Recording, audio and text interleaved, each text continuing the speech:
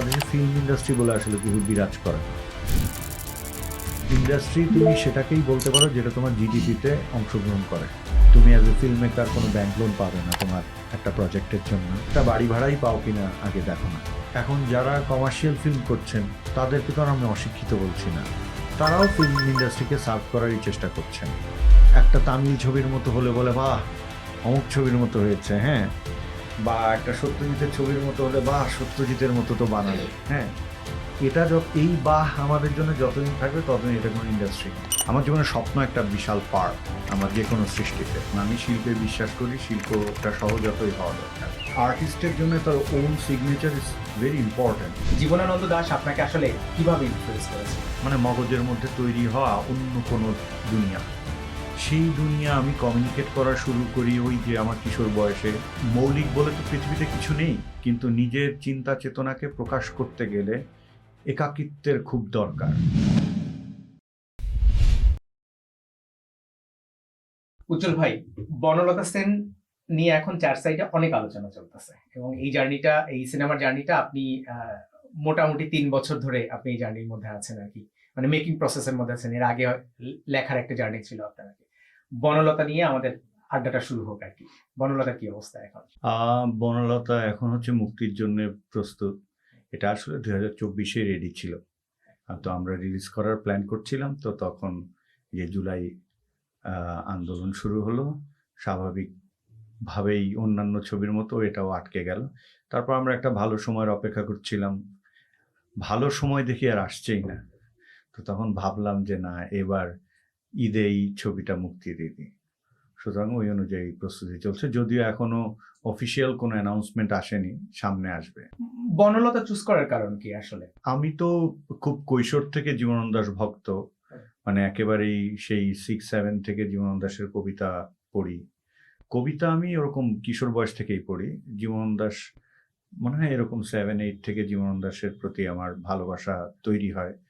অমন যে বুঝতাম তা না, অনুভব করতে পারতাম, কেন একটা কানেকশন ফিল করতাম। তো 2013 সালে হঠাৎ আমার মনে হয় এটা দুঃস্বপ্ন না স্বপ্ন, আমি সাধারণত একটা ছবির ইয়েদের মতো, কবিরাজদের মতো স্বপ্নে পাই আর কি, হ্যাঁ।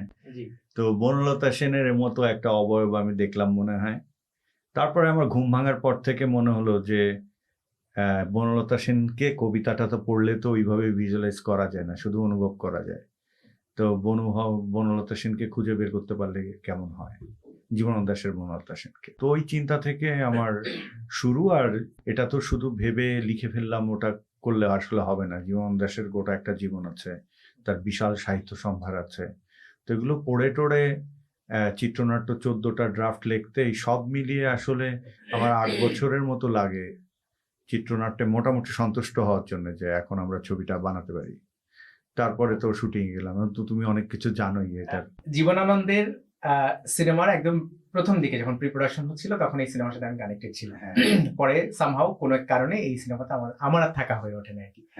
এই সিনেমার সাথে কাজ করতে করতে, সিনেমার স্ক্রিপ্ট পড়তে পড়তে আমার যেটা মনে হয়েছে, সেই জায়গা থেকে আপনাকে একটা প্রশ্ন করতে চাই আর কি। জীবনানন্দ যদি 100 জন মানুষ পড়ে 100 রকম ইন্টারপ্রিটেশন করবে, এই যাবৎকাল তাই হয়ে এসেছে। জীবনানন্দের বনলতা সেন কবিতাটা যদি 100 জন পড়ে 100 রকম ভাবে ইন্টারপ্রেট করবে। যখন এই বনলতা সেন সিনেমাটা রিলিজ হবে তখন এটা একটা স্ট্রাকচার হয়ে যাবে। এরপরে যখন এই কবিতাটা কেউ পড়বে সে আসলে এই সিনেমাটাকে কানেক্ট করবে, সিনেমার দৃশ্যগুলোকে কানেক্ট করবে। আপনার কি মনে হয় না যে এতে এই যে কবিতার একটা বিশাল জায়গা ছিল, ওয়াইড অ্যাঙ্গেল ছিল, সেই ওয়াইড অ্যাঙ্গেলটাকে আপনি সামহাউ একটা গল্প দিয়ে, একটা লাইন আপ দিয়ে আসলে এটাকে একটা জায়গায় ফিক্স করে দিচ্ছেন? এটা কি মনে হয় আপনার কখনো? এই প্রশ্নটা খুব দারুণ একটা প্রশ্ন। এটা আমার মনে হয় না। মনে হতো তখন যদি বনলতা সেনকে আমি বলে দিতাম যে এটাই বনলতা সেন। আমি কিন্তু বলিনি এই ছবিতে। যদিও এখন এভাবে রিভিল করে দিলে ছবির ক্ষতি হবে। বনলতা সেন তো একটা কোয়েস্ট, যেমন জীবনানন্দ দাশের একটা কোয়েস্ট। জীবনানন্দ দাশের বনলতা সেনকে কিন্তু তুমি ওইভাবে কি দেখতে পাও না, কিন্তু এটা কিন্তু একটা কোয়েস্ট। হ্যাঁ, চলচ্চিত্রের বনলতা একটা কোয়েস্ট তো শেষ হয় না, মানে এটার তো কোনো ডেস্টিনেশন নেই। তো যেহেতু ডেস্টিনেশন নাই, সেহেতু ওই যে যেমন একটা উপন্যাসে হয় যে উপন্যাসটা দেখে ফেললে উপন্যাসের যে একটা সুবিশাল জায়গা থাকে, যে ওইটা বিস্তৃত চিন্তা করার ইন্ডিভিজুয়াল থিঙ্কিং এর জায়গা থাকে, ওইটা সিনেমা তৈরি হয়ে গেলে একটু ব্যাহত হয়। কিন্তু ওই কারণেই কিন্তু বনলতা সেন আমি ভাবানুবাদ বা অনুবাদ কিছুই করার চেষ্টা করিনি, আমি কোয়েস্টটাকে ফিল করার চেষ্টা করেছি শুধু। সুতরাং এই ক্ষেত্রে এটা হওয়ার কথা না। আচ্ছা, আপনার প্রত্যেকটা কাজের মধ্যে সারিয়ালিস্টিক একটা ব্যাপার থাকে এবং এটার একটা দারুণ দর্শক শ্রেণী আছে যারা এটা পছন্দ করে আর কি। এই সারিয়ালিজমের প্রতি আপনার আকর্ষণ আসলে কোন সময় তৈরি হয়েছে? যখন আপনি আসলে চারুকলায় পড়তে গিয়েছেন তখন, না তারও অনেক আগে থেকে? এই মানে সারিয়ালিস্টিক অ্যাপ্রোচ, হ্যাঁ। সেটা সাহিত্যে হোক আর শিল্পে হোক, এরকম কিছু জগতে বিরাজ করে এটা আসলে আমি জানতাম না, এটা আমি করতাম। আচ্ছা। হ্যাঁ, করতে করতে আমি যখন এরকম 8-9-এ উঠি তখন খুলনা পাবলিক লাইব্রেরিতে আমি প্রথম এক্সপোজড হই ইউরোপিয়ান আর্টের দিকে, যে ওই বই পড়া শুরু করি।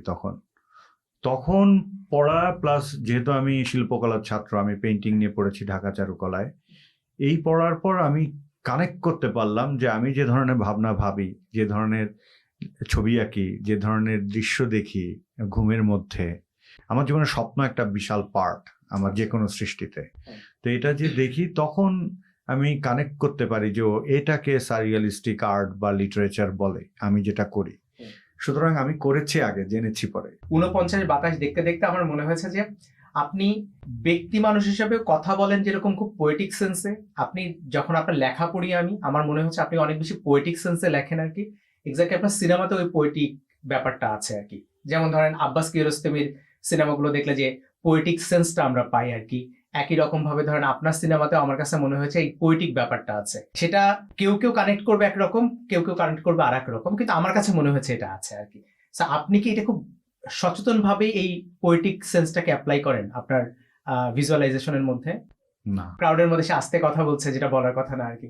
সো এই জায়গাগুলোকে আপনি ইন্টারপ্রেট করেন কিভাবে, কানেক্ট করেন কিভাবে আর কি? এটা আমার সহজাত, এগুলো আমি চিন্তা ভাবনা করে করি তা কিন্তু না। এবং আমি শিল্পে বিশ্বাস করি, শিল্পটা সহজাতই হওয়া দরকার। সেটা একটা ডিসিপ্লিন ওয়েতে হবে। ডিসিপ্লিনটা তার সহজাত চলন থেকেই তৈরি হয় আসলে, যদি ওটাকে অনেস্টলি ফলো করা হয়। ফলে আমার এটা পোয়েটিক কিনা আমি জানি না, বাট অ্যাপ্রোচটা যদি পোয়েটিক হয়ে থাকে তাহলে এটা ডেলিবারেটলি করা না, এটা সহজাতভাবে। আমার জীবনযাপন, আমার কর্ম একই রকম, দুটো আলাদা কিছু না। আপনার কখনো মনে হয়নি ভাই যে ধরেন আপনার সবগুলো কাজের মধ্যে এক ধরনের সিনক্রোনাইজেশন আছে? মানে আমি যদি সবগুলোকে পাশাপাশি বসিয়ে একবারে দেখা শুরু করি, ধরেন 5 দিন 10 দিন লাগিয়ে আপনার সব ক্রিয়েশন একবারে দেখে আমার মনে হবে আমি একটা কাজই দেখছি আর কি।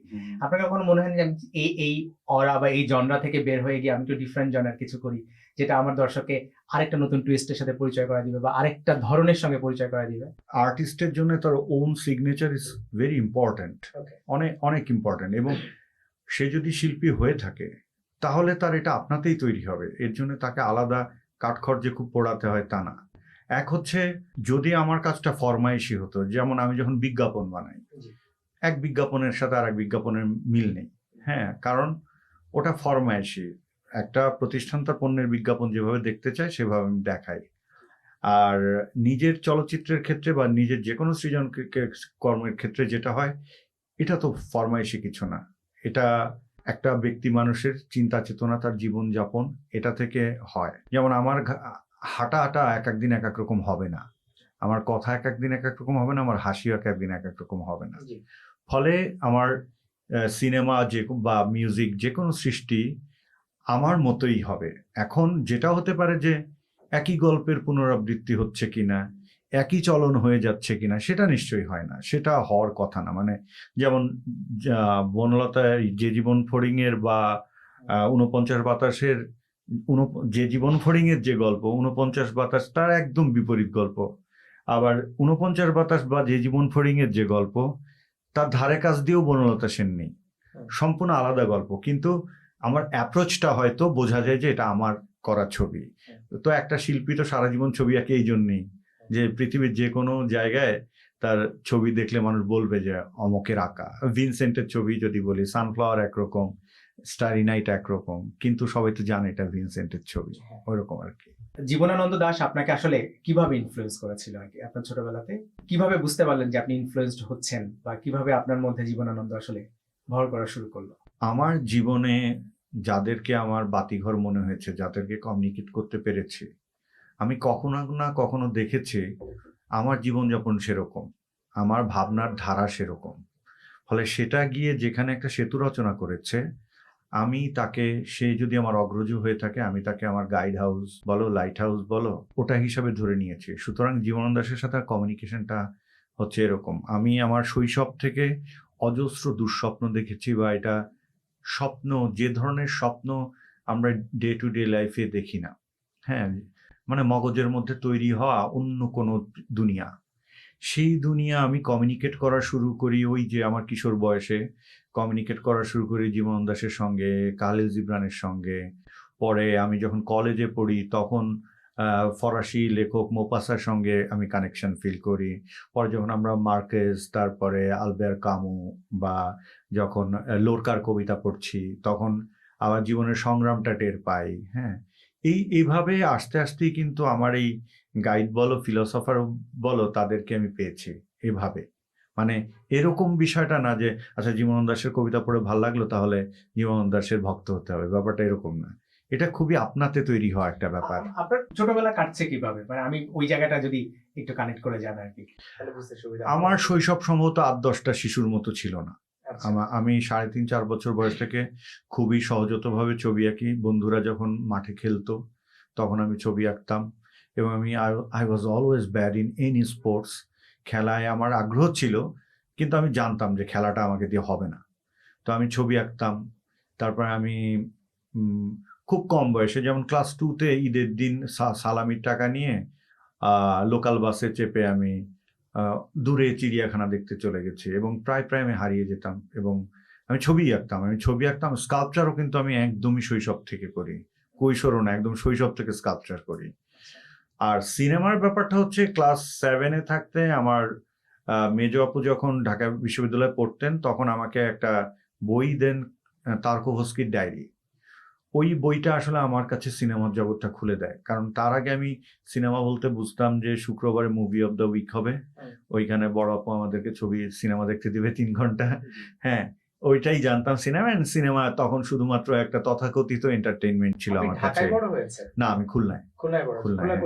বড় হওয়া কি খুলনায়, আমার কলেজ পর্যন্ত খুলনায় ছিলাম, খালিশপুরে।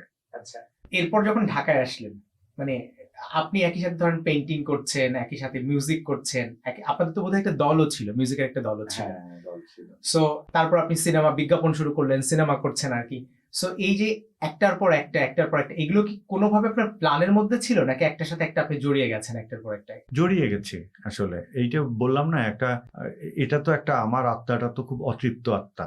হ্যাঁ, এবং শিল্প তো শিল্পই, মানে ছবি আঁকাই শিল্প, কবিতাই শিল্প, গানই শিল্প, এরকম তো নয়। শিল্প একটা টোটালিটি। ফলে এই টোটালিটি তো আকর্ষণ করে। এবং আমি তো জাস্ট একজন প্রফেশনাল হওয়ার চেষ্টা করিনি, আমি শিল্পর রসটা নিতে চেয়েছি শুধু। এতে আমার ভবিষ্যৎ কি হবে, আমি কিছু হতে পারবো কিনা, এরকম না। শিল্পের যে পথটাই আমার সামনে খোলা পেয়েছে, আমি ওই পথে হাঁটার চেষ্টা করেছি। এভাবেই হয়েছে, এটা এরকম না যে এটা প্ল্যান করে কিছু।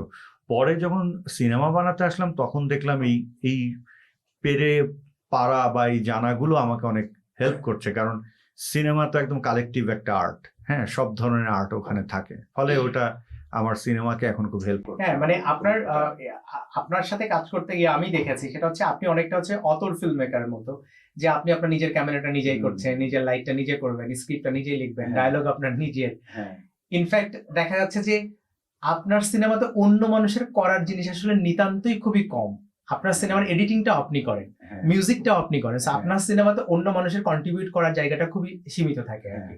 সো এই যে ধরেন সবকিছু আপনি একা হাতে সামলান, এটা কি আপনাকে তৃপ্ত করে নাকি এটা আরো বেশি অতৃপ্ত করে? না, এটা আসলে আমার নিয়মের মধ্যেই আছে এটা। হ্যাঁ, এবং আমি অদর ফিল্ম হওয়ারই উদ্দেশ্য আমার।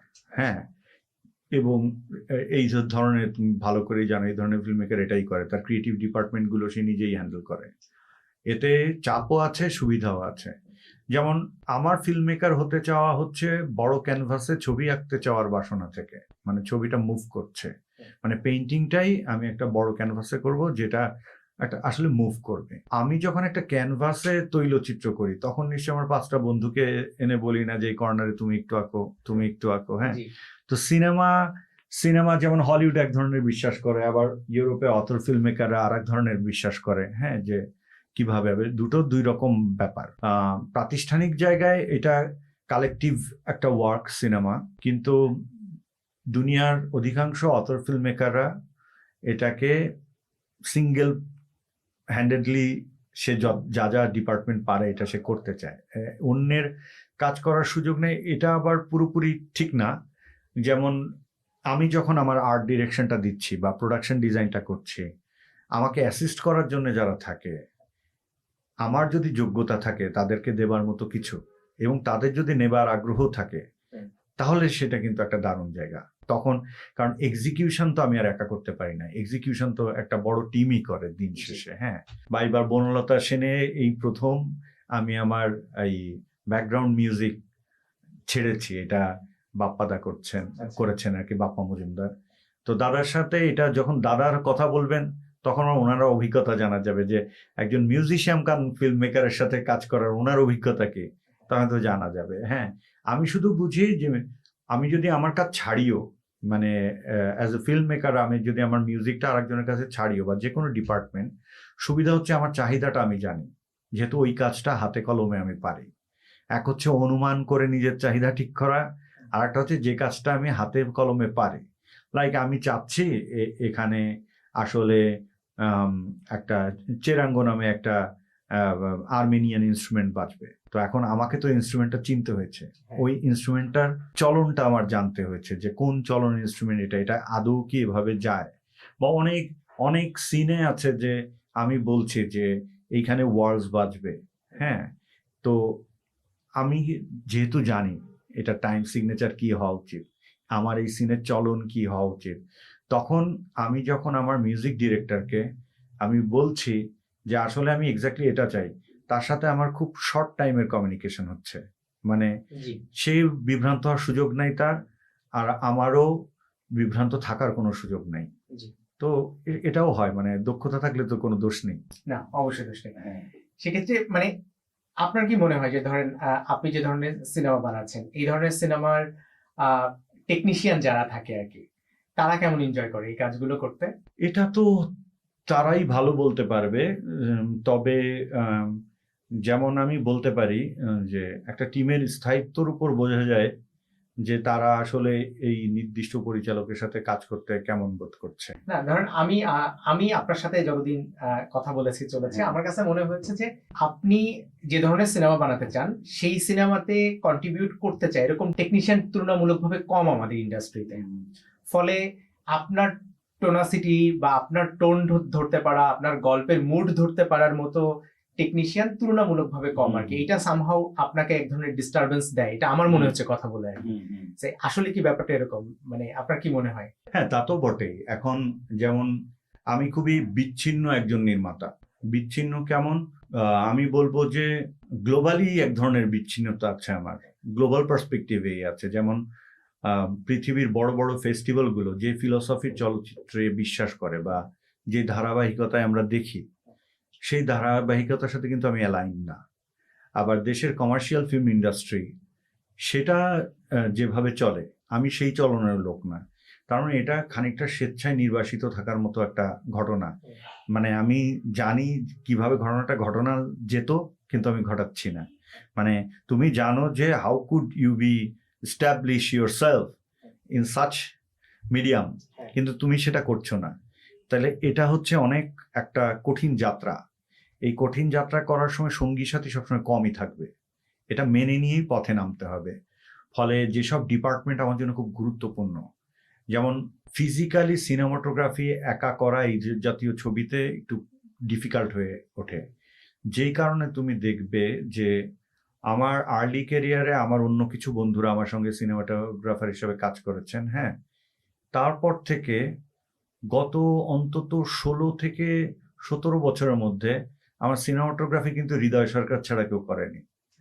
সুতরাং ও কিন্তু আমি বললে কলিকাতা বোঝে টাইপ একটা সিনেমাটোগ্রাফার, মানে ও খুব অ্যালাইন্ড আমার সাথে। ও জানে যে আমার এই পার্টিকুলার ছবির মোড কি হবে, যেহেতু আমি আগেই প্রোডাকশন ডিজাইনটা করি এবং আমাদের সারা জীবনেরই চর্চা একটা মুড বোর্ড থাকে, এবং ও যেহেতু আমার স্টাইল জানে, সুতরাং আমার ওর সাথে এই কমিউনিকেশনটা খুব ভালো, দুর্দান্ত ভালো। এবং এই জায়গায় তুমি আমাকে সহসা এক্সপেরিমেন্ট করতে দেখবা না যে এই সিনেমাটা আমি একে নিয়ে বানালাম, তো ওই সিনেমাটা তো অমুককে নিয়ে বানালাম। সবার প্রতি সম্মান রেখেই বলছি যে আমাদের দেশে তো আসলে অনেক ভালো ভালো সিনেমাটোগ্রাফার আছেন, কিন্তু আমি এখনো সাহস করে উঠতে পারিনি। আমার ওই একই হৃদয় সরকার নিয়ে আমি বছরের পর বছর ছবি বানিয়ে যাচ্ছি। নেক্সট যে ছবি বানাবো ওইটারও সিনেমাটোগ্রাফার ওই থাকবে। কবে বানাচ্ছেন নেক্সট? এই যে বনলতা সেন ময়দানে ছেড়ে দিয়ে আবার ময়দানে নামবো আর কি। ওটার প্রস্তুতি কত দূর আর কি? ওটা তো চিত্রনাট্যর কাজ অনেক আগে শেষ হয়েছে, লোকেশন মোটামুটি লক, আর্টিস্ট নিয়ে চিন্তা ভাবনা চলছে। তো এই পর্যায়ে আছে, মানে হুট করে শুটিং এ নেমে যাবো আর কি। হুট করে না, একটা দীর্ঘ প্রস্তুতি আছে। ওইখানে লোকেশনটা ওয়াজ ভেরি ইম্পর্টেন্ট, সুতরাং এই লোকেশনটা আমি মানে নিজের জন্য ঠিক করে রেখেছি আরো অন্তত বছর 5 আগে। আপনার নামে কিছু অভিযোগ আছে, তার মধ্যে একটা অন্যতম অভিযোগ হচ্ছে আপনি ইন্ডাস্ট্রির সবার সাথে মেশেন না, আপনি নিজেকে সবার থেকে আলাদা করে রাখেন। এই আলাদা করে রাখার কারণটা কি আসলে?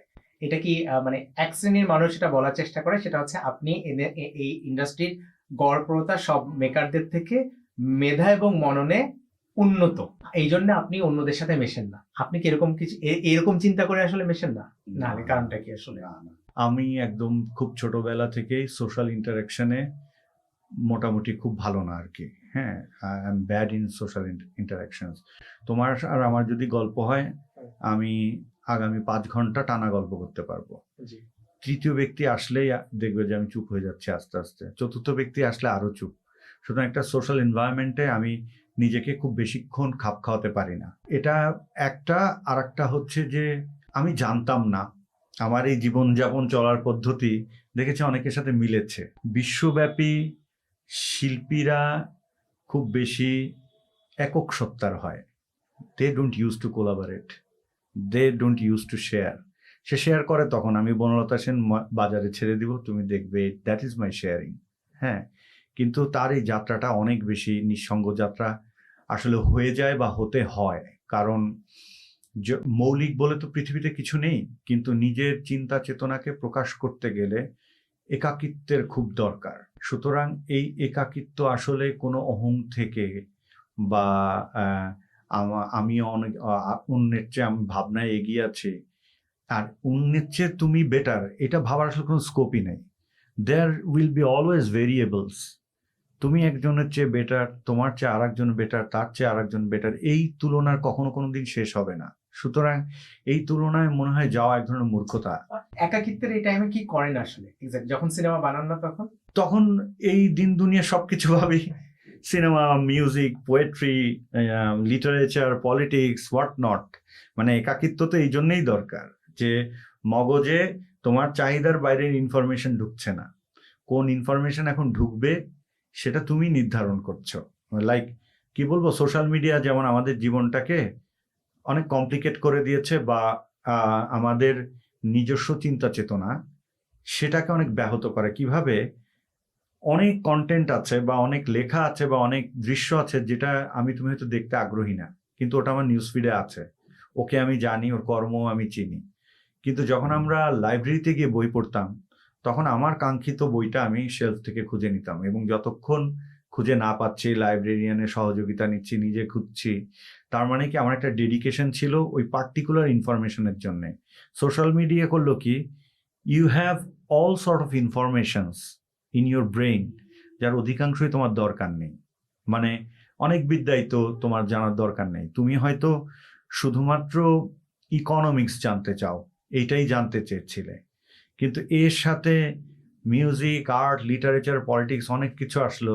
তোমার ওই যে একটা মৌলিক চিন্তার যে জায়গা, তুমি চেয়েছিলে কনসেন্ট্রেট করে এই পার্টিকুলার বিষয়টাই তুমি জানতে চাও, অনেক অপ্রয়োজনীয় বিষয় চলে আসলো। যেমন অনেক ভিডিও আসে সোশ্যাল মিডিয়ায় যে হাজব্যান্ড ওয়াইফের খুনসুটি। এখন তাদের ব্যক্তিগত জীবনের খুনসুটি দেখে তুমি এন্টারটেইনড হতেই পারো, কিন্তু তুমি অনিচ্ছুক তো হতে পারো। হ্যাঁ, তোমার ওই অনিচ্ছার উপর তোমার নিয়ন্ত্রণ নেই। ফলে একাকিত্ব এই সুবিধাটা করে, তোমার যাবতীয় ইচ্ছা অনিচ্ছার উপর তোমার নিয়ন্ত্রণ আছে। হ্যাঁ, এটা যখনই নিজেকে বাইরে মেলে ধরা হয় তখন আর থাকে না। ধরেন আমি যদি একটু অন্যভাবে প্রশ্ন করি, এটা হচ্ছে যে গত 1 বছর 1.5 বছরে বাংলাদেশের সোশ্যাল স্ট্রাকচার এবং মানে সোশ্যাল লাইফে এবং পলিটিক্যাল লাইফে অনেক উত্থান পতন হয়েছে, অনেক বেশি ডিস্টারবেন্স ক্রিয়েট হয়েছে। এগুলো কি আপনাকে টাচ করে কোনোভাবে, আপনি যেহেতু খুব একাকী জীবনযাপন করেন? দেশের মধ্যে বা তোমার সমকাল তোমাকে যদি প্রভাবিতই না করলো তাহলে তুমি সেন্সিটিভ মানুষ না। হ্যাঁ, তো বিইং এ সেন্সিটিভ পার্সন এগুলো তো অবশ্যই আমাকে স্পর্শ করে এবং গভীর বেদনাও দেয়, উদ্বেগও দেয়, সবই দেয়। তারপরে নিজের কাজটা চালিয়ে নিতে হয়, তাই চালাই। কারণ সবার তো কাজ এক না। যেমন আমি রাজনৈতিকভাবে সচেতন মানুষ, কিন্তু আমি আদৌ কোনো রাজনীতিবিদ না এবং আমার ভবিষ্যতেও রাজনীতিবিদ হওয়ার কোনো প্ল্যান নেই। সুতরাং আমি পলিটিক্সে খুব বেশি কন্ট্রিবিউট করতে পারবো না। যদি আমার কাজ দেশের রাজনীতিতে কাজে লাগে, আমার কাজ যদি আমার সমকালকে সমৃদ্ধ করতে সক্ষম হয়, তাহলে হয়তো এইভাবে আমি কন্ট্রিবিউট করতে পারি। কিন্তু পলিটিক্যাল কন্ট্রিবিউশন আসলে আমাকে দিতে হবে না, কারণ ওটা আমার কাজ না। আমি আরেকটু জানতে চাই হচ্ছে বনলতা সেন সম্পর্কে। বনলতা সেন শুটিং করেছিলেন কোথায় কোথায় শেষ পর্যন্ত? অনেক জায়গায়, অনেক দেশের ইন্ডিয়াতে শুট করার কথা ছিল, ইন্ডিয়াতে শুট করেছিলেন? খানিকটা করেছে, হ্যাঁ। কোথায় করেছিলেন ভাইয়া? ওই কলকাতার চেনা পথঘাট আর কি। চেনা না, যে পথঘাটগুলো একটু প্রাচীন মনে হবে, 30-এর দশকের মনে হবে। এই শুট করতে কি কি স্ট্রাগল ফেস করতে হয়েছে? কলকাতাতে বোধহয় আপনি এবার প্রথম শুট করলেন, রাইট? হ্যাঁ হ্যাঁ। কি কি স্ট্রাগল ফেস করতে হলো ওখানে? আমি একেবারেই এরকম একটা পডকাস্টে ইন ফ্রন্ট অফ মাইক আসলে বলবো না, এটা আমি ব্যক্তিগতভাবে পরে শেয়ার করব। ওকে, কি কি মজার ঘটনা ঘটলো, মানে নট অনলি কলকাতায়, মানে এই পুরো জার্নির মধ্যে আসলে কি কি মজার ঘটনা ঘটলো আর কি? আমি যখন সিনেমা বানাই, এই সিনেমার সবচেয়ে মজার ঘটনাই থাকে হচ্ছে আমার সারাক্ষণ মনে হয় আমাকে কেউ পছন্দ করছে না। হ্যাঁ, এটাকে যদি তুমি মজা হিসাবে দেখো তাহলে এটা মজার ঘটনা। হ্যাঁ, বা রিহার্সেল করতে গেলে সবাই হয়তো মানে হয় কি, কাজের সময় আমি মনে হয় একটু বাড়াবাড়ি সিরিয়াস। হ্যাঁ, ফলে আমার এই এক্সপ্রেশনটা হয়তো সিনেমার যে আনন্দ করে সিনেমা করার যে ব্যাপারটা, এটাকে ব্যাহতই করে কিনা। হ্যাঁ, কারণ I see depressed faces around. হ্যাঁ, যে মনে হয় সবাইকে আমি অনেক কষ্ট দিচ্ছে, আর আসলে তো কষ্ট হয়। হ্যাঁ, সীমাহীন কষ্ট হয়। ফলে আনন্দ করতে করতে সিনেমা বানানো আমার আসলে খুব একটা হয় না।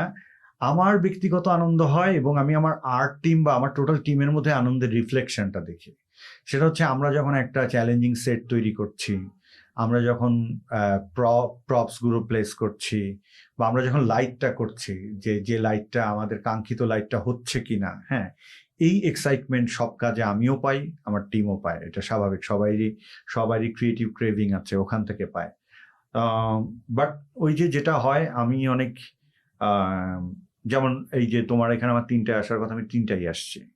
সুতরাং এই যে ঘড়ি ধরা একটা মানুষ, এবং সে তার টিমকেও চায় ঘড়ি ধরে কাজ করবে এবং টিমটা খুব ডিসিপ্লিন থাকবে, এইখানে আসলে আনন্দ আড্ডা এগুলো সুযোগ কম থাকে। আমার ছবিতে আড্ডা আনন্দ এগুলো কিছুই হয় না। আর আমার জীবনে তো কোনো সেলিব্রেশনও নাই। আমি জীবনে 2-4টা যে পুরস্কার পেয়েছি বা whatever happen in my life so far, positive আর নেগেটিভ, এটার কোনো উদযাপন নাই। কেন আপনি উদযাপন করেন না কেন? মনে থাকে না প্রথমত, এবং মনে হয় না যে এটা উদযাপন করা দরকার। শিল্পে পাওয়া না পাওয়ার হিসাব নাই। জীবন তো আসলে যাপন এবং উদযাপনের মিশ্রণে একটা জার্নি আর কি।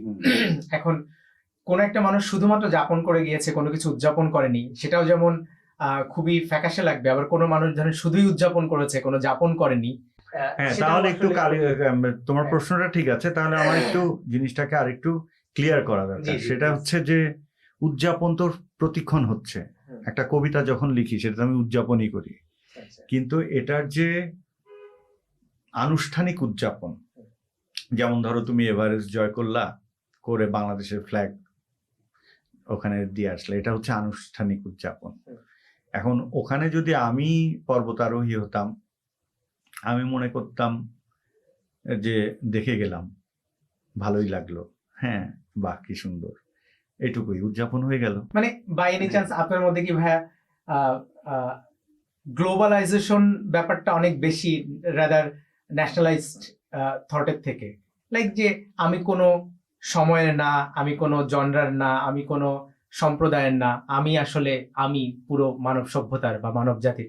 আপনার কি এরকম কিছু মনে হয় যে আমার আসলে এককভাবে কোনো সময়ের প্রতি দায় নাই বা একক ভাবে কোনো ইসের প্রতি দায় দেখো, নাই। এই যে তোমার সাথে কথা বলতে বলতে মনে হচ্ছে আমি আর তুমি হয়তো একটা ইলিউশনই হতে পারি দিন শেষে। হ্যাঁ, হয়তো আমরা এক্সিস্টই করি না। হ্যাঁ। আর সায়েন্টিফিক ভাবে দেখলে আমরা তো আসলে মানে জিনোমের খেলা, আমারও 45,000 জিনোম আছে, তোমারও 45,000 জিনোম আছে, আমরা অভিন্ন।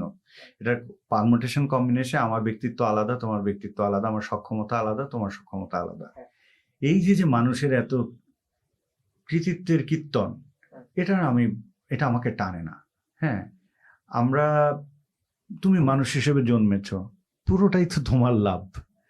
পৃথিবীর রং রূপ আলো হাওয়া দেখছো, তোমার মেমোরি প্রতি মুহূর্তে সমৃদ্ধ হচ্ছে। এত সমৃদ্ধি তুমি শুধু পাচ্ছ, বিনিময়ে দিচ্ছ আর কতখানি। হ্যাঁ, পৃথিবীর ঋণ তো শোধ করা সম্ভব না। সুতরাং এখানে কৃতিত্ব উদযাপনের আসলে তেমন কিছু আমি দেখি না। এখন আমি আসলে এমন একটা প্রফেশনে কাজ করি যেখানে আবার কৃতিত্ব প্রদর্শন খুব জরুরিও হয়ে ওঠে মাঝে মাঝে। মানে তোমাকে যদি লোকে নাই ভাবলো যে তুমি একটা কিছু, তাহলে তুমি আবার টিকতেও পারবে না। তো শুধু কবিতা লেখা না যে তোমার কাগজে তুমি কবিতা লেখো, সিনেমা, কেউ একজন তোমাকে টাকা দেয়, তুমি এটা বানানোর পর তাকে তুমি লাভ না দিতে পারলে পরের দিন আর সে টাকা দিবে না। এই বাস্তবতা তো ফিল্ম মেকারের আছে। এখন সেটা আমার আর্টিস্ট সত্তার সাথে ডেফিনেটলি কনফ্লিক্ট করে সামটাইমস, কিন্তু তারপরেও যা আমি পারি না তা তো আমি পারি না। এক হচ্ছে চাই না, এটা এক জিনিস, আর একটা হচ্ছে পারি না। চাই না হচ্ছে আরো বেশি কৃতিত্ব সম্পন্ন লোকজনের কথা। হ্যাঁ, আমি হচ্ছে পারি না। হ্যাঁ, ওই যে মানুষের সাথে মিশতে পারি না, উদযাপন করতে পারি না। কারণ আমার সবসময় এই যে আমি আর তুমি কথা বলছি, এইটাকে তুমি শুধু গ্লোবাল পার্সপেক্টিভে, বিশ্ব ব্রহ্মাণ্ডের পার্সপেক্টিভে এটাকে একটু তুমি জুম আউট করো। বিশ্ব ব্রহ্মাণ্ডের সাপেক্ষে আমরা কতটা insignificant. all of our works, our desires, dreams, everything is so insignificant.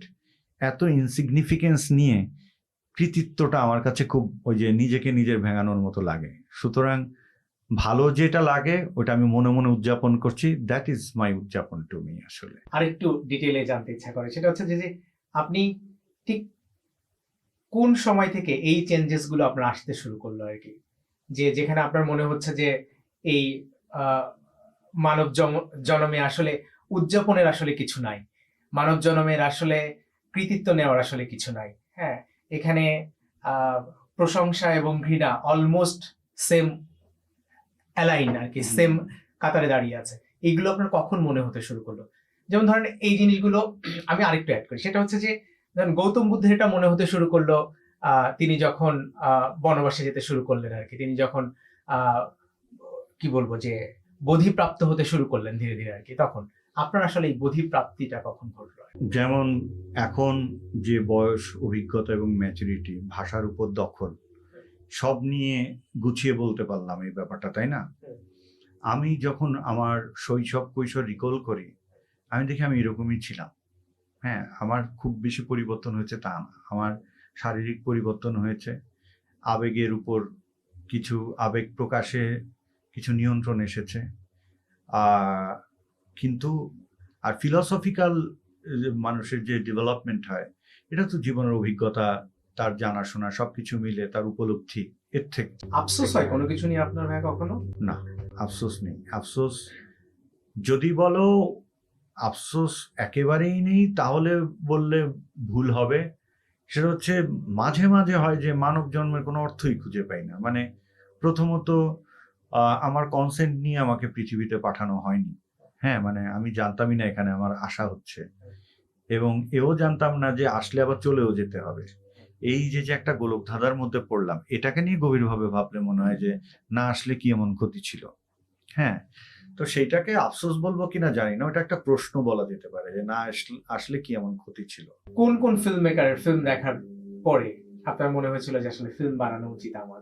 আমি যদি খুব অনেস্টলি বলি তাহলে আমাকে এই পর্যন্ত আদৌ কোনো ফিল্ম মেকার ফিল্ম বানানোর জন্য ইন্সপায়ার করেনি। ফিল্ম আমি এমনি এমনি বানাতে আসছি।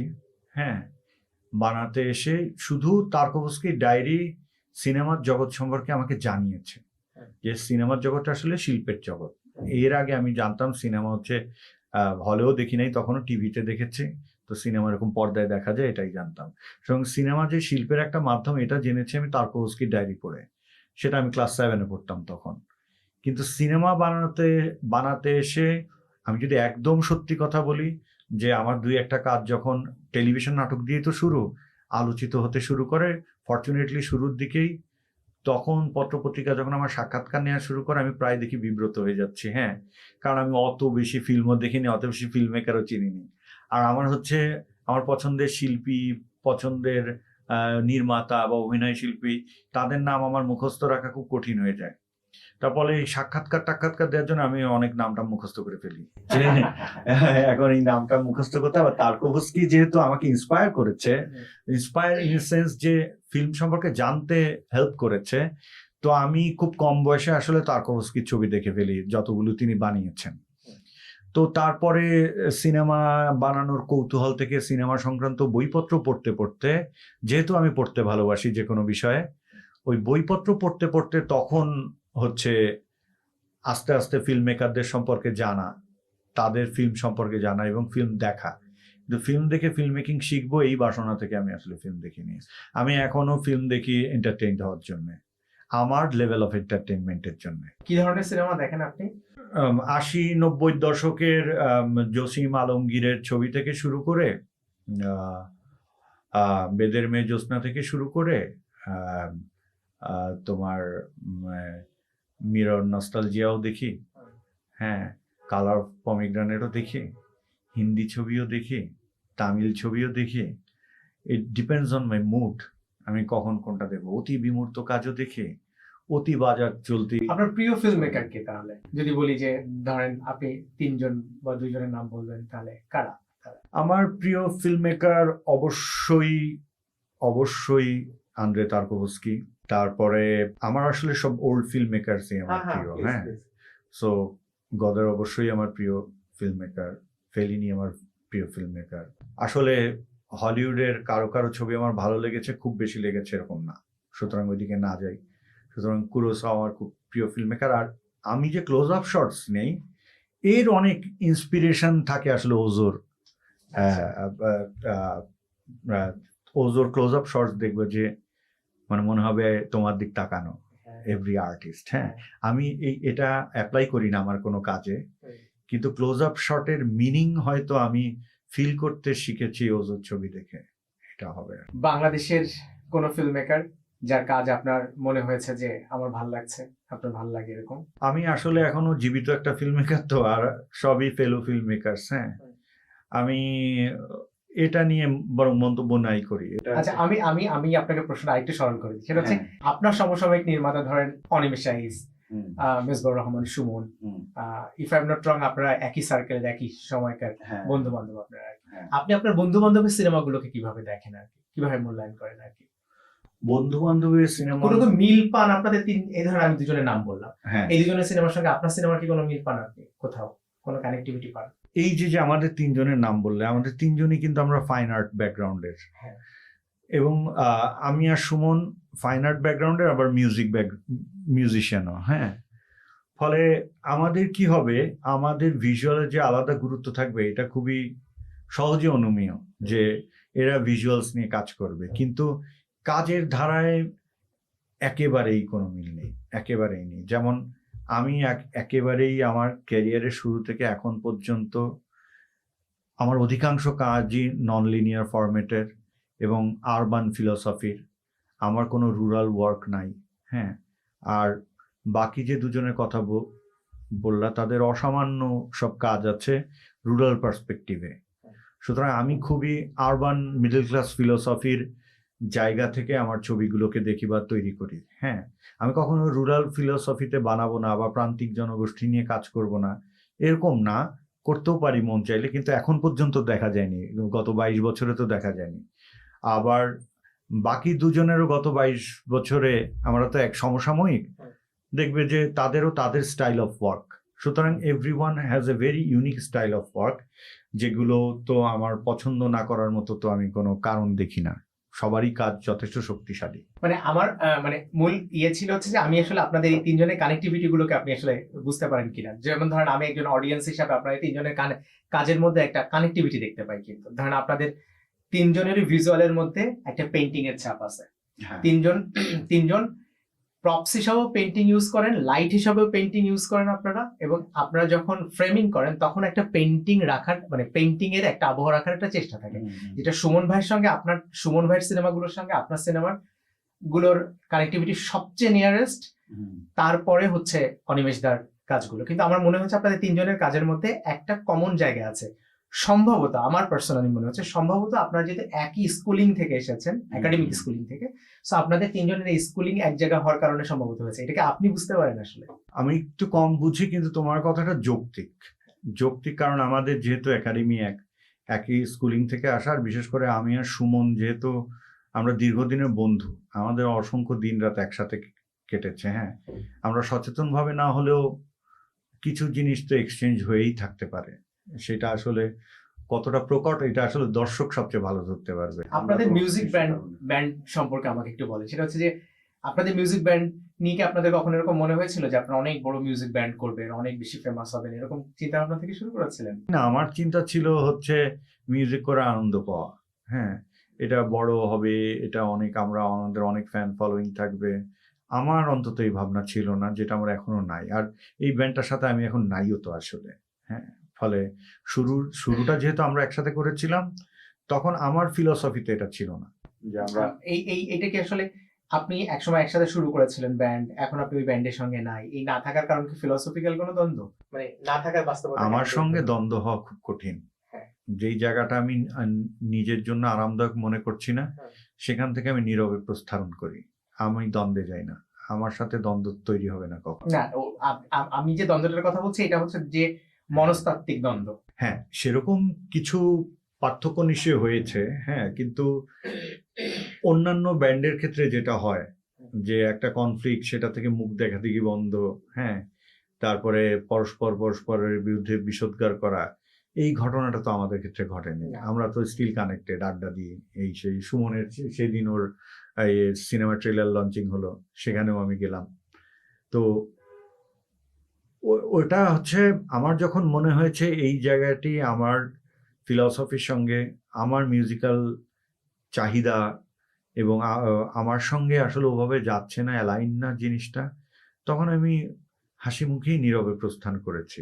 এরকম না যে কোনো কনফ্লিক্ট বা কিছু থেকে হয়েছে, এরকম না। আপনার কখনো ভাইয়া ফিল্ম ফেস্টিভ্যালে যেতে ইচ্ছা করে না, যে একটা সিনেমা নিয়ে যাবো, সবাই যেভাবে যায় ফিল্ম ফেস্টিভ্যালে যাচ্ছে, বড় বড় আর্টিকেল ছাপা হচ্ছে, রেড কার্পেটে তারা ছবি তুলছে, প্রচুর মানুষের অ্যাপ্রিসিয়েশন পাচ্ছে, এটা আপনার কখনো আপনাকে টাচ করে না? মনে হয় না যে আমারও একটা সিনেমা আসলে কানসে যাক, বার্লিনে যাক, আমার সিনেমা নিয়ে প্রচুর কথা হোক, এরকম আগ্রহ তৈরি হয় না আপনার? হ্যাঁ, এটা তো খুব ন্যাচারাল, আগ্রহ তৈরি হওয়া খুব ন্যাচারাল, কিন্তু সেই বিষয়টার সাথে তো আগে ফিলসফিক্যালি অ্যালাইনড ফিল করতে হবে আগে প্রথমত। ওই জার্নিটা কিন্তু ডিফারেন্ট জার্নি।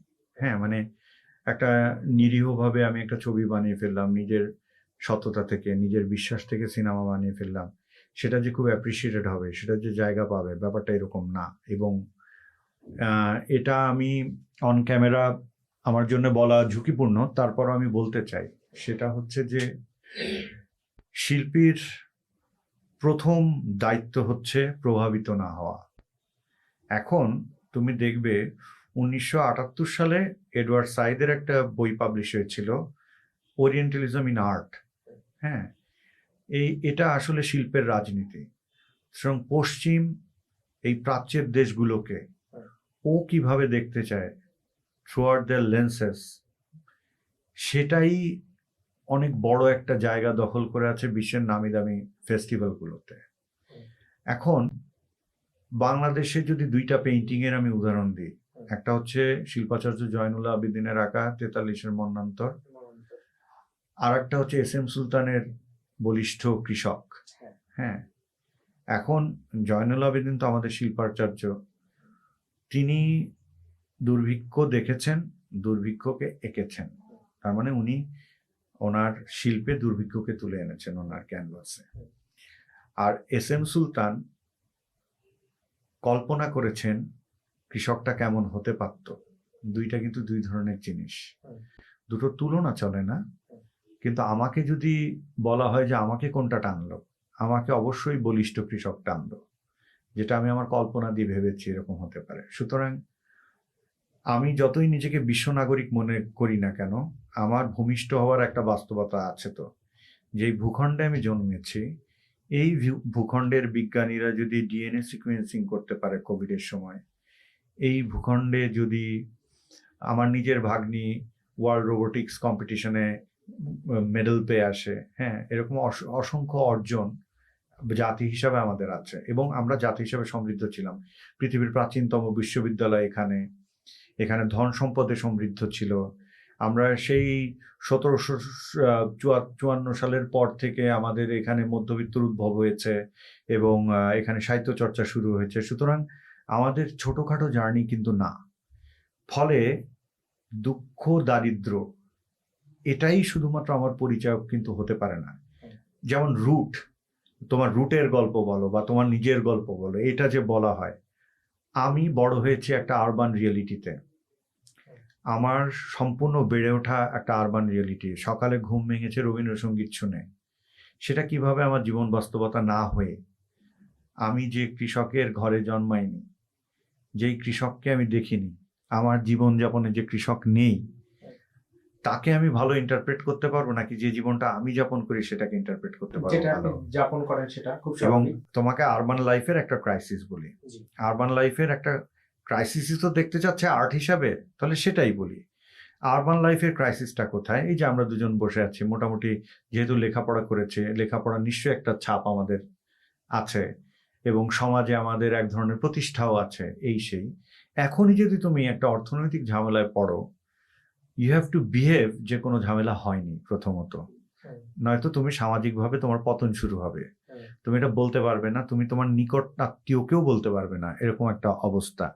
তো ফলে শিক্ষিত মধ্যবিত্ত সংকটটা কোথায়?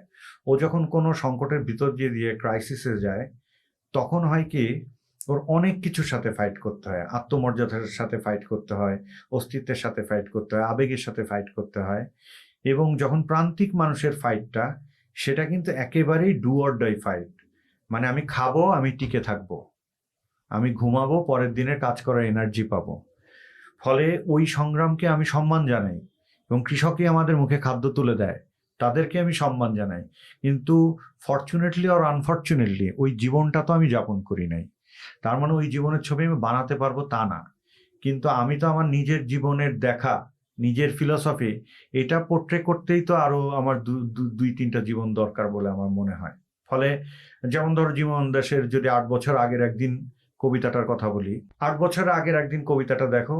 ভদ্রলোক বেকার কলকাতার পথে পথে ঘুরে বেড়াচ্ছেন 8টি বছর ধরে, ভাত খাওয়ার পয়সা থাকতো না, সবচেয়ে সস্তা ছিল ঢেঁড়স, এটা খেয়ে থাকতেন। উনি ট্রামের মনে মনে ট্রামের কন্ডাক্টর হতে চেয়েছেন, বিমা কোম্পানির এজেন্ট হতে চেয়েছেন। ওনার বাড়ির সামনে ছাতা সারাইয়ের এক মিস্ত্রি ছিল, তো উনি ছাতার বাটের ব্যবসা করা, কাঠের ওই বাটের সাপ্লাইয়ের ব্যবসা করা যায়, এইটা চিন্তা করেছেন।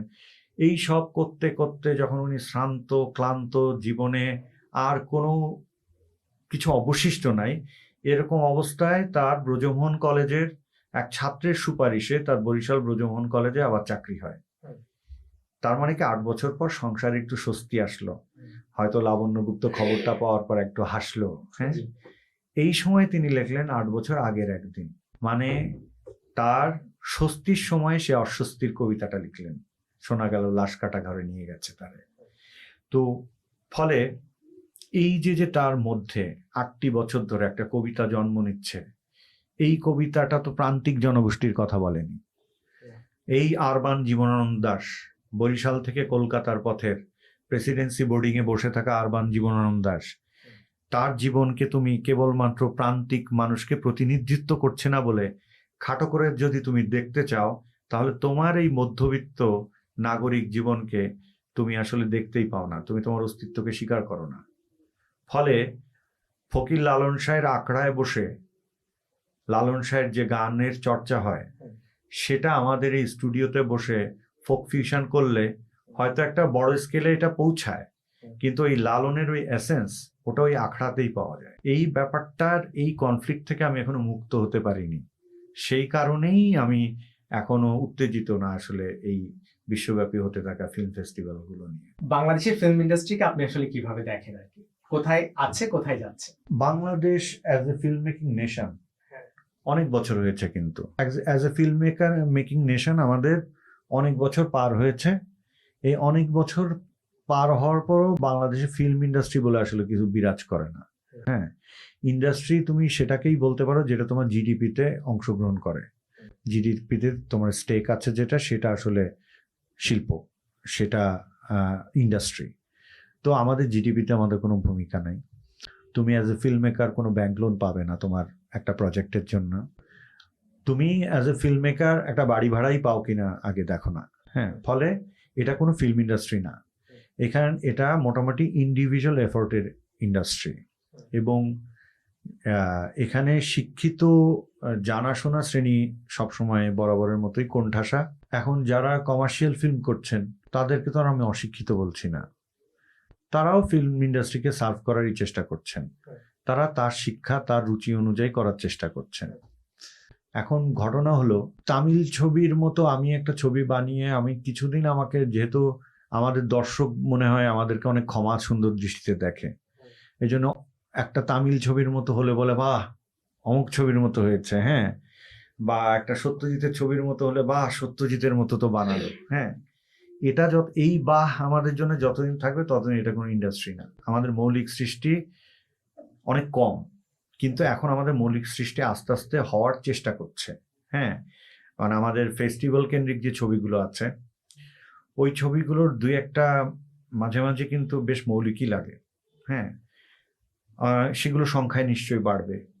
কিন্তু একটা আশঙ্কার কথাও আমি বলতে চাই, ফেস্টিভ্যাল নিয়ে আশঙ্কার কথা বলতে চাই। আমি যখন চারুকলায় ভর্তি হই তখন আমাদের অ্যানুয়াল এক্সিবিশন বলে একটা ব্যাপার হয়, যেটা ফার্স্ট ইয়ারে ভর্তি হওয়া ছেলেপেলের জন্য খুবই এক্সাইটিং একটা ব্যাপার, যে আমার ছবি প্রদর্শনীতে থাকবে সেই।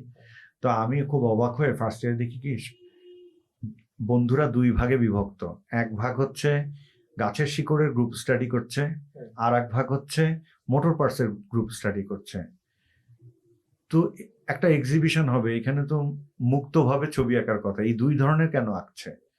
তখন জানা গেল যে এই প্রথম যখন অ্যানুয়াল এক্সিবিশন হয়েছিল, প্রথম যখন হতো, তখন এই দুই সাবজেক্টের মধ্যে অ্যাওয়ার্ড পেত।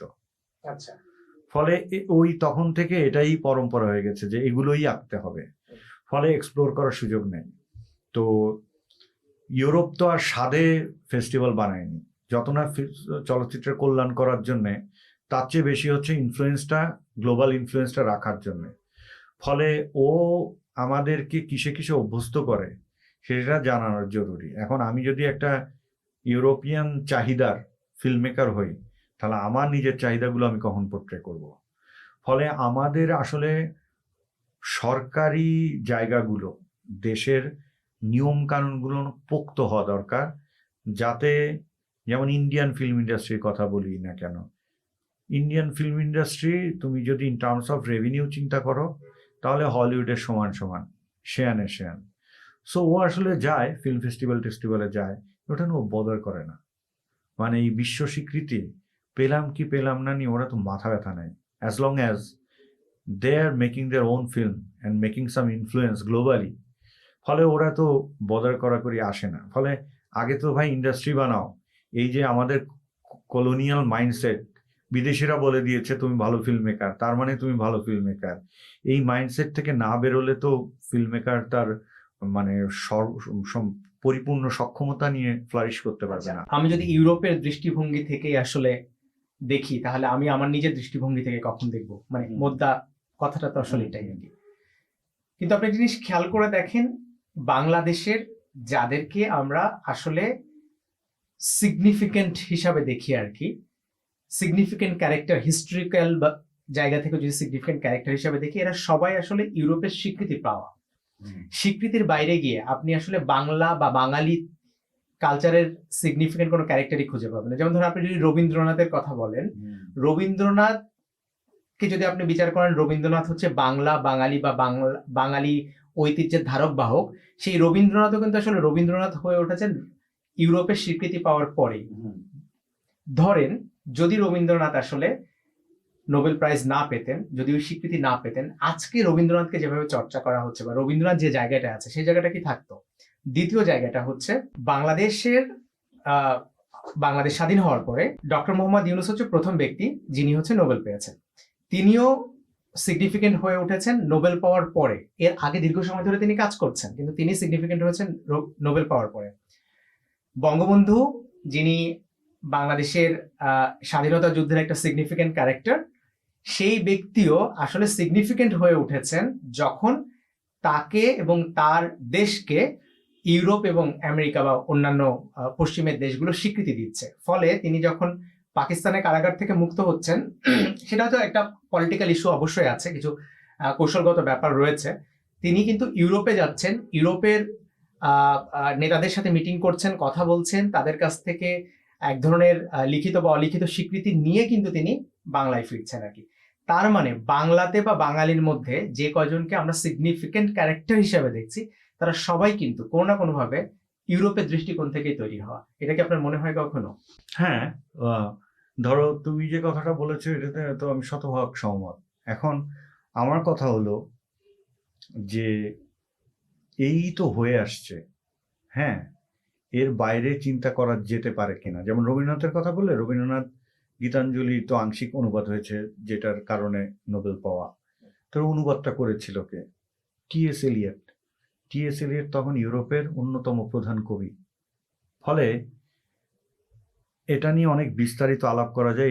এটা নিয়ে আসলে 5-10 ঘন্টায় এই আলাপ শেষ হবে না। হ্যাঁ, তো যতটা সংক্ষেপে বলা যায়। ফলে এটার আমি কিন্তু ব্যাখ্যা দিতে পারি যে রবীন্দ্রনাথের ওটার অনুবাদ কেন টি.এস. এলিয়টকেই করতে হলো। হ্যাঁ, সেই ব্যাখ্যা আমি যাব না, কারণ কন্ট্রোভার্সি ক্রিয়েট করায় আমার আগ্রহ নাই আসলে। হ্যাঁ, আচ্ছা, আমি একটা ইনফরমেশন জানি, আমি আপনার সাথে একটু ক্রস চেক করি এই পয়েন্টে, কারণ যেহেতু রেকর্ডেড সব মানুষ শুনবে। সেটা হচ্ছে যে রবীন্দ্রনাথ নিজে ইউরোপ যাত্রার সময় নিজেই আসলে এগুলো তিনি অনুবাদ করেছিলেন আর কি। হ্যাঁ, এটাই পড়েছি আমি। এবং ইলিয়ট আসলে এটাকে কাইন্ড অফ অ্যাপ্রিসিয়েশন পরিমার্জন করেছেন বা অ্যাপ্রিসিয়েট করেছিলেন যে হ্যাঁ, তোমার অনুবাদগুলো আমাদের ইংরেজি সাহিত্যে একটা নতুন সংযোজন করেছে, নতুন দৃষ্টিভঙ্গি সংযোজন করেছে, নতুন আধ্যাত্মবাদের সংযোজন করেছেন আর কি। সো ডিরেক্ট অনুবাদ সম্ভবত ইলিয়ট করেননি আর কি। এটা নিয়ে তো যেহেতু কনফিউশন আছে, এটা বাদ দিয়ে তুমি খালি জায়গাটা ধরো যে why T S. Eliot, why not anyone else. হ্যাঁ, তার মানে Rabindranath was a very smart guy back on that time, এবং উনি অনেক সময় থেকে এগিয়ে থাকা অনেক কিছু। এখন এখানে ধরো আমি তো রবীন্দ্র সমালোচনা করতে আসিনি, আমি জাস্ট যেটা বলতে এসেছি, যেটা বলতে চাচ্ছি সেটা হচ্ছে যে স্বীকৃতি তো অবশ্যই, যেমন কে ফিজিওলজিতে নোবেল পাচ্ছে, কে সাহিত্যে পাচ্ছে, এটা তো ম্যাটার করে গ্লোবালি। হ্যাঁ, এখন কথা হচ্ছে কি, এর বাইরে কি মহত্তম স্রষ্টারা জন্মায় না? জন্মায় তো। সবাই কি স্বীকৃতি পায় তো না। হ্যাঁ, এখন ঘটনা হচ্ছে এই স্বীকৃতিটা কি মনে হয় এমন কোনো মানদণ্ডে যেটা কখনো বায়াসড হওয়ার সুযোগ নাই? তাও তো না। তো ফলে আমার কথা হচ্ছে যে স্বীকৃতিকে আমি নিরুৎসাহিত করছি না। এখন যদি আমার একটা ইউরোপিয়ান বড় স্বীকৃতি আসে, তখন তো আমি ভুল পাল্টে দেখা যাবে খুব নাচানাচি শুরু করেছে যে আমি তো অমুক স্বীকৃতি পেলাম। ফলে আমি কিন্তু স্বীকৃতির বিপক্ষে কথা বলিনি। আমি বলেছি যে টার্গেটটা যদি স্বীকৃতি হয়, তাহলে তুমি নিজের মনকে শুনবে কখন? শিল্পীর তো প্রধান কাজ হচ্ছে আমার মন কি চাইছে, তুমি কি ভাবছো, তোমার মনের বিচিত্রতা, এটা নিয়ে কাজ করা। এবং সেটা করতে করতেই না পথগুলো তৈরি হবে। তাতে তুমি স্বীকৃতি পেতেও পারো, না পেতেও পারো। ভিনসেন্ট মারা যাওয়া সম্ভবত 10 দিন পর তার প্রথম পেইন্টিং বিক্রি হয়। তার মানে ভিনসেন্ট ভ্যান গগ জেনেই যান নেই যে পৃথিবীর উনি অন্যতম প্রধান গুরুত্বপূর্ণ চিত্রশিল্পী। ওনার এটা, উনি যে ভিনসেন্ট ভ্যান গগ, উনি যে ম্যাটার করে, এটা জেনে যাওয়ার সুযোগ ওনার হয়নি। তাই বলে কি ভিনসেন্টের কোনো সৃষ্টি পড়ে থেকেছে? থাকেনি তো। ফলে আমরা যেহেতু একটা খুবই কলোনিয়াল মাইন্ডসেটের জাতি। হ্যাঁ, তুমি রবীন্দ্রনাথ থেকে শুরু করাই সুবিধা হয়েছে এটা ভাবতে। রবীন্দ্রনাথ নাইট উপাধি ত্যাগ করেছিলেন ঠিকই, কিন্তু রবীন্দ্রনাথ হেঁটেছেন কিন্তু কলোনিয়াল পথে। তার বাইরে কোনো বিপ্লব কিন্তু উনি ঘটাননি। হ্যাঁ, এবং সেটা ওনার সাহিত্যকর্ম, তুমি রবীন্দ্রনাথ পড়ো, শেক্সপিয়ার পড়ো, গথে পড়ো, পড়তে গেলেই বুঝবে যে ইনফ্লুয়েন্স। আমার প্রিয় কবি জীবনানন্দ দাশের হ্যাজ সো মেনি ইনফ্লুয়েন্সেস। হ্যাঁ, ফলে আমরা এর থেকে মুক্ত না তো, কিন্তু আমরা আরো বেশি মৌলিক হওয়ার টার্গেট করতে পারি কিনা, সেটাই হচ্ছে আমার কথা। আমি কোনো এগেইনস্টে কিন্তু না। জীবনানন্দ দাশ, যিনি আমার মনে হচ্ছে, জীবনানন্দ দাশ যতটুকু আমি পড়তে গিয়ে আমার এটা মনে হচ্ছে যে তিনি দুই বাংলাকে আসলে কানেক্ট করেছেন। তিনি পূর্ব বাংলায় বসবাস করতেন, তিনি পশ্চিম বাংলায় বসবাস করতেন, তিনি কলকাতার মেট্রোপলিটনে বসবাস করতেন, তিনি আবার ধরেন কুষ্টিয়ার বা বরিশালের ধরেন একদম ওই নদীর পাড়ের যে বাংলা, সেই বাংলাতেও তিনি বসবাস করতেন আর কি। তো আমার জিনিসটা হচ্ছে এই যে ধরেন জীবনানন্দ যে দুই বাংলাকে কানেক্ট করেছেন তার ভাবনা চিন্তায়, তার লেখায় আর কি, যে জিনিসটা আমরা গত 50 বছর ধরে ক্যারি অন করছি আর কি, সেই জায়গাকে এখনকার রাজনৈতিক বাস্তবতা আসলে ফাটল ধরেছে। আপনি একটা জিনিস খেয়াল করেন যে 24-এর পরের যে বাস্তবতা, সেখানে একটা বড় বাস্তবতা হচ্ছে এই যে রিলেশনশিপ আমাদের, যে দুই বাংলার যে রিলেশনশিপ, এই রিলেশনশিপটাকে ডিজোন করার। তো এই ডিজোন কি আসলে আমাদের সাহিত্যের উপরে কোনো ইম্প্যাক্ট ফেলছে কিনা বা ফেলবে কিনা, বা আপনি কি এটাকে কিভাবে দেখেন এই সামগ্রিক সিচুয়েশনটাকে? এটা দীর্ঘায়িত হলে তো কিছুটা প্রভাব ফেলবেই। হ্যাঁ, প্রভাব না ফেলার তো কারণ নাই। সবচেয়ে বড় কথা হচ্ছে যে আমাদের তো একটা কথা ছিল, যেহেতু রাজনীতি আমরা স্বীকার করে নিয়েছি, বিশ্ব রাজনীতি স্বীকার করে নিয়েছি, আমাদের কথা ছিল একটা পলিটিক্যাল হারমোনির মধ্যে থাকা। সুতরাং কূটনৈতিক কোনো জ্ঞান না থেকে, পূর্বাপর চিন্তা না করে, বাস্তবতা বিবেচনায় না নিয়ে, দায়িত্ব জ্ঞানহীন মতামত প্রকাশ করার কারণে মূলত দুই দেশের নাগরিকরা এটা করেছে এবং সেটাকে দুই দেশের সরকার গুরুত্ব সহকারে নিয়েছে। তো এটা নিয়ে কি হয়েছে, যে তার মানে প্রথমত হচ্ছে যে তুমি যদি সরকার হয়ে থাকো, তাহলে তুমি তোমার কূটনৈতিক শিষ্টাচারের পরোয়া করছো না, বিকজ সোশ্যাল মিডিয়াতে তোমাকে প্রভাবিত করা হচ্ছে এইভাবে। অথচ সোশ্যাল মিডিয়ার রাইটারদের কিন্তু কূটনৈতিক জ্ঞান নেই বা ওই প্র্যাকটিসটা নেই, ওটা তো তার জব না। প্রথমত আজকে ফরেন মিনিস্ট্রির যে বিভিন্ন পদের লোকজন বসে আছে, তার জবই হচ্ছে ফরেন পলিসি নিয়ে কাজ করা। তো তুমি হয়তো ফরেন পলিসি নিয়ে অনুমান করতে পারি, এটা তো আমার জব না। ফলে আমার একটা সামষ্টিক মতামত, আমি বললাম, তুমি বললা, এই আধিপত্যবাদ হ্যান ত্যান এই শব্দগুলোকে তুমি জনপ্রিয় করে তোলার পর অহেতুক দুই দেশ পরস্পরের শত্রু হয়ে উঠলা, এটা তো কোনো কূটনৈতিক সমাধান না। এটা শুধুমাত্র নিজেদের যে একটা ভ্রাতৃত্বর জায়গা থাকতো, একটা কালচারাল হারমোনি যেটা ছিল, সেটাকে অ্যাটাক করা, আর কিছু না। এটা স্বপক্ষে বলার মতো কিছুই নেই আসলে। থ্যাংক ইউ সো মাচ উজ্জ্বল ভাই আমার পডকাস্টে আসার জন্য। আমি আসলে খুবই প্লিজড যে আপনি আসলে আসছেন। মানে আপনার সাথে আমি যতবারই অফ ক্যামেরা আড্ডা দিয়েছি, এগুলো হচ্ছে আমার জীবনের one of the greatest memory. আমি সবসময় সবাইকেই বলি আর কি, যে আপনার সাথে আড্ডা দেওয়াটা আমার one of the greatest memory. আমরা একসাথে বসে আপনার অফিসে ঘন্টার পর ঘন্টা নানান কিছু নিয়ে আলাপ করছি, আপনি বলছেন আমি শুনছি, আমি বলছি আপনি শুনছেন, বা আরো অনেকে আমরা জয়েন করি আর কি। আজকে অন ক্যামেরায় আড্ডা দিতে পারলাম। আপনি কি আমার অডিয়েন্সের জন্য কিছু বলবেন কিনা প্লিজ? অডিয়েন্সের জন্য আসলে কি বলবো, এক হচ্ছে যে সুন্দরের সাথে থাকা তো কোনো খারাপ কিছু না। তো সুন্দরকে উপলব্ধি করার ব্যাপারে মনোযোগী হওয়া ভালো হবে অডিয়েন্সের জন্য। সুন্দরের পক্ষে থাকাই ভালো। মানে বিনোদন মানেই একটা স্থূল কিছু হতে হবে, এই চিন্তা থেকে বেরোতে পারলে খুব ভালো। এইটুকুই অডিয়েন্সকে আমার বলার আছে। Thank you so much. তোমাকেও অসংখ্য ধন্যবাদ।